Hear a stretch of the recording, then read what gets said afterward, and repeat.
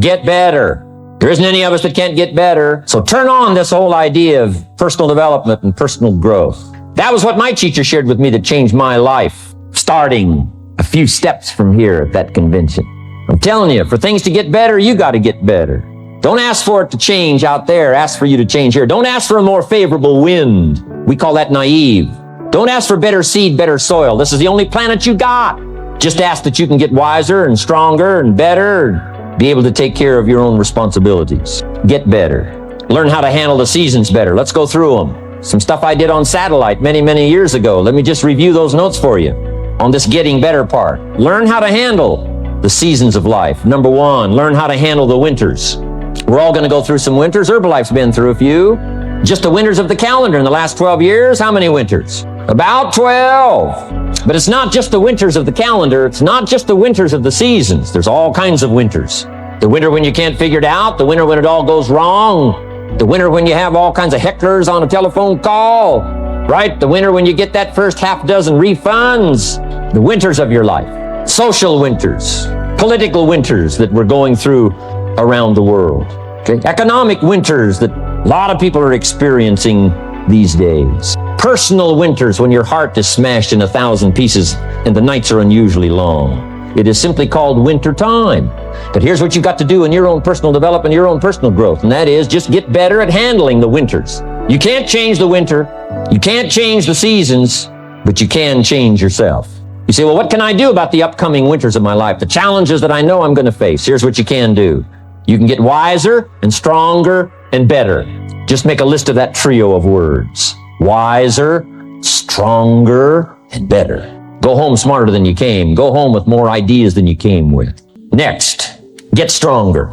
You can develop the muscle. You can develop the courage muscle. You can develop the inspiration muscle. You can develop the dedication muscle. You can get stronger. There isn't anybody here that can't get stronger. Next time we see you, may not even recognize you, how strong you're going to be able to become in language, in style, in personality, the ability to cope, the ability to handle with anything that happens, no matter what happens. And the third one is get better. We can all get better. I've gotten better. First talk I gave, I stood up, my mind sat back down. But here's the secret to my success. I stood up and did it again. I stood up and I did it again. And I did it again, and I did it again all those many years ago. I did it when I was scared, and I did it when I didn't want to, and I did it when I was ill. And I did it when it didn't work well, and I did it when they didn't appreciate it, and I didn't a lot of times when I didn't know much what I was doing. I just did it anyway. And now all these years later, I'm asked to walk on this stage with the greatest introduction I've ever had, greatest response and welcome I've ever had, the greatest opportunity I've ever had to touch this many lives with a mixture of words and heart and soul. I got better. I got better day by day and week by week and month by month, and I'm asking you to do the same thing until you can develop a long arm and a long reach, until you can develop influence that won't quit. Touch people next year you couldn't touch this year. Touch people now you couldn't touch before. Conduct a meeting now you couldn't conduct before. Heart and soul now mixed in there that wasn't there, missing before. I'm asking all of you to get better in spite of the winters, in spite of the downturn, the money downturn, the social downturn, the personal downturn, whatever it is. Just get stronger, get better. We've all got those personal winters. We know what those are like. Barbara Streisand sings, it used to be so natural to talk about forever, but used to be's don't count anymore. They just lay on the floor till we sweep them away. You don't sing me love songs. You don't say you need me, and you don't bring me flowers anymore. A winter song.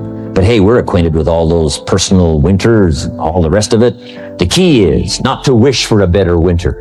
The key is to wish for more strength, more wisdom, more courage, get better, get wiser, get stronger.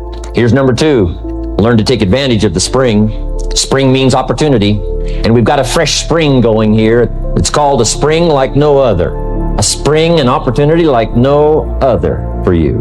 But here's the clue. Spring is not a guarantee of a harvest in the fall and the autumn harvest time. Here's what you must learn to do. Underline the 2 words if you're taking notes. Take advantage. Take advantage of the spring. Don't just be faked out by the spring because the nice weather has come and looks like everything is going to be a lot better. The winter's finally passed. The spring is here. I'm telling you, that's not going to do it for you. Just because the spring is here, it's not going to do it for you. You got to seize it with your own 2 hands and take advantage. Read the books. Study the tapes. Go back through your notes. Get ready to cash in on the spring. And now there's a sense of urgency here. Here's why. Spring doesn't last that long. To be able to say, I just got back, doesn't last that long. It's called the springtime of opportunity. Postpone a few things in the springtime. Get the job done. Set aside a few things in the springtime. Get the job done. Where I was raised, in Idaho farm country, what if you asked a farmer to go bowling in the spring? What would he probably say? He would say, you're insane. You can go bowling in the winter when you can't plant the crop. You can't go bowling in the spring. You've only got a certain piece of time, and you got to get it done in that certain window of opportunity. And that's what we've got here. Window of opportunity. Let's take advantage of it. It's called take advantage of the spring. And there's also an urgency here. How many springs have you got in a lifetime? Not very many. Life is brief at the longest. The Beatles wrote, life is very short. And for John Lennon, it was extra short. For Michael Landon, it was extra short. But it is short. There's an urgency here. Don't waste your springs. Don't just let them pass, hoping the time will pass. Take advantage. Last year it was seize the moment. And I'm asking you now this season to seize the spring opportunity. You got a new organization going, seize the spring. You got a new distributor going, seize the spring. You've got a new life situation going, seize the spring. Take advantage of it. Don't let it pass without giving it the best of your two hands and your attention. Number 3, first, learn how to handle the winter. Second, take advantage of the spring. Number 3, in the summer, learn to nourish and protect. We've got some major challenges now come summertime. One is to nourish our values, take care of them, feed them. Don't let them go hungry. Don't let them go wanting in nourishment and care. Then here's something else we've got to do in the summer. Defend ourselves against the enemies. Summertime is a unique time. It's a time of opportunity. It's also a time of challenge. But what else is new? It's what life is called. The last 6,500 years reads like this. Opportunity mixed with difficulty. Opportunity mixed with challenge. We've got a chance to grow like never before, but I'm telling you, there's going to be many enemies that's going to try to prevent us. As soon as you plant the garden, the busy bugs and the noxious weeds are out to take it, and you've got to learn not only to nourish your values, you've got to learn to do battle with your enemies. Whatever threatens you, I'm asking you to threaten it back. Take care of your responsibility, but don't take anything off of anybody. Somebody wants to destroy your chances for a good future by their negative talk, negative thinking, putting it all down. I'm telling you, walk away if you have to. Walk away. Whatever threatens you, threaten it back. Whatever threatens your opportunity, threaten it back. Now, some of our enemies are on the outside, but here's the most important thing to understand. Some of our enemies are on the inside. Let me give you a quick list. Indifference. You got to do battle with your own indifference. Boy, it's easy to coast, especially if you've accomplished something, extraordinary. Now, somebody says, I got to relax. Here's the key. Not too long. The weeds will take all you plant if you rest too long. Don't rest too long. Indecision. You got to make those decisions. The ones that don't turn out to be good gives you experience to make better decisions. Don't let much time go by without making some decisions. The ones that you can make quickly, make them quickly. The ones that take time, take your time.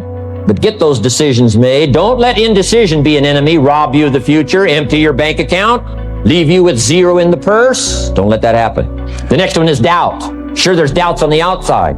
People doubt that America's going to make it. People doubt that Europe's going to make it. People doubt that Russia's going to make it, that Poland's going to make it, that Czechoslovakia is going to make it. They doubt the whole world is going to make it.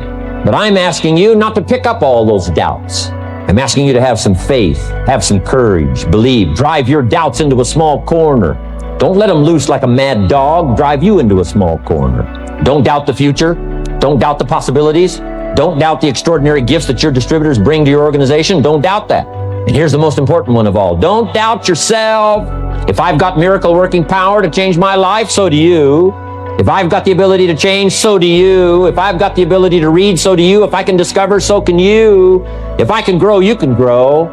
If I can develop, you can develop. If I can get an invitation like I got 6 years ago, help take something around the world, so can you. If I can stand on this platform, Idaho farm boy raised in obscurity, so can you. If the millionaire team can do it, president's team can do it, walk off with the diamonds, the trophies, so can you. I'm asking you, don't sell yourself short. We haven't sold you short. That's why Mark, Larry, and Dr. Katzen and I have decided to invest a big share of our life these 4 days in being with all of you. If we didn't think you were worth it, we wouldn't have showed up. We don't need to conduct another meeting. We don't need to walk on another stage. We don't need to get up early like we get up. Don't need it. Except for the challenge and the opportunity to invest in this many people's lives who wouldn't get up early, to have a chance to work miracles and invest in this many people's lives and help turn the world upside down for better nutrition called Herbalife. Here's the next one, worry. I'm asking you to drive worry into a small corner. You gotta worry some. All this negative stuff serves some purpose, but the key is for you to be the master, not the servant. If it's 2 o'clock in the morning and your daughter's not home yet, best you worry. In New York City, if you step off the curb and one of those yellow taxis is coming, best you worry. But here's what I'm asking you to do. You be the master of worry. Drive it into a small corner. Don't let it loose. And I'm asking you to go home with some new faith and some new courage. I'm asking you, don't worry. Drive it into a small corner. We've all got concerns, and sometimes we all wonder, and sometimes there's a little crack of doubt. We worry a little, but I'm telling you, drive it into a small corner. Drive your worries into a small corner.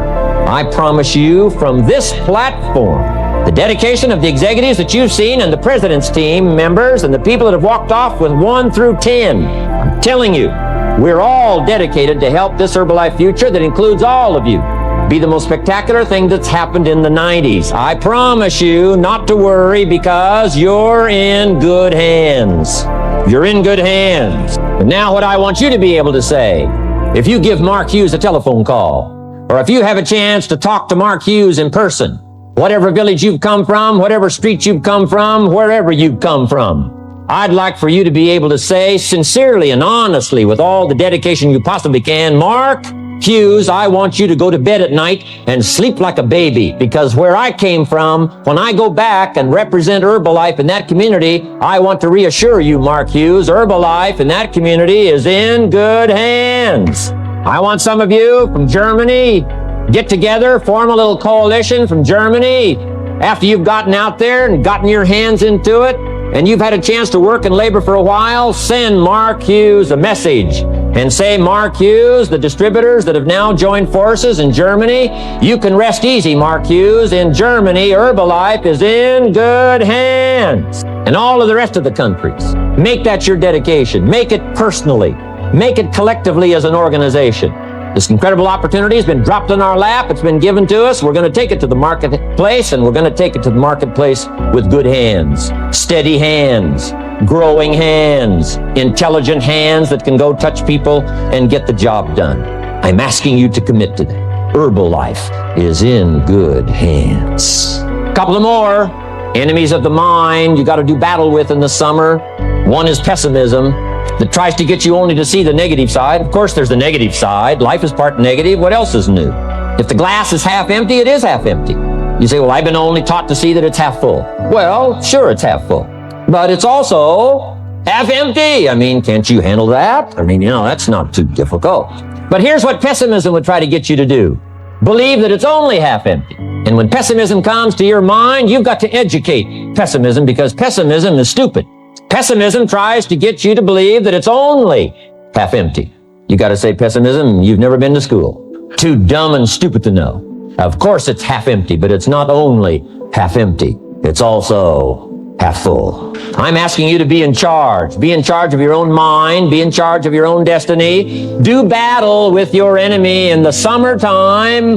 In the summertime, you got to learn to love like a mother, hate like a father, give life like a mother, nourish, take life like a father. Father says to whatever threatens his family, take 2 or 3 more steps toward this family and threaten them, you'll cease to exist. I'm father, I kill. To battle with your enemies. Now, it's also possible to love like a father and hate like a mother. I'm not saying that isn't possible.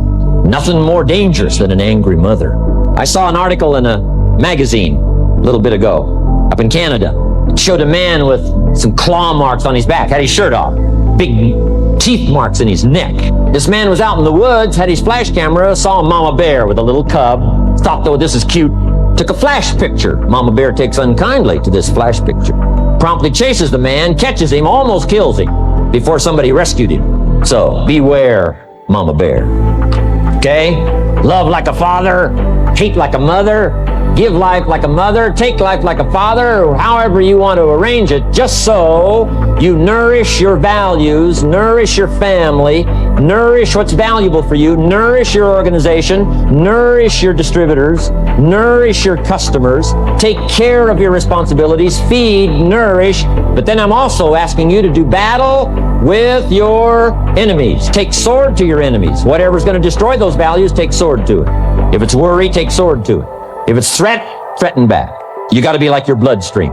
Good illustration. Red corpuscles to nourish, like a mother. White corpuscles to fight and kill, like a father. You got to do some negative thinking, can't just think positive. Thank God for white corpuscles that think negative all day. White corpuscles say, just show me some infection, I'll kill it. Whatever threatens this body and its future gets threatened. Whatever's out to kill this body gets killed. I'm asking you, take sword to your enemies, whether they're on the outside or whether they're on the inside. Protect your family, protect your future, protect your values. Love, nourish, but also do battle with whatever's out there to do battle with you. Take some courage from some of those that have been through the battle. They've given you their stories on this stage. They've been through it. They know what it's all about. Take some courage from that.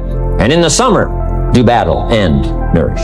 Now here's the last one in the harvest time, number 4. Take your harvest and all that comes your way with full responsibility. Don't complain. That 4th season, complaining, I'm telling you, could ruin all of your chances.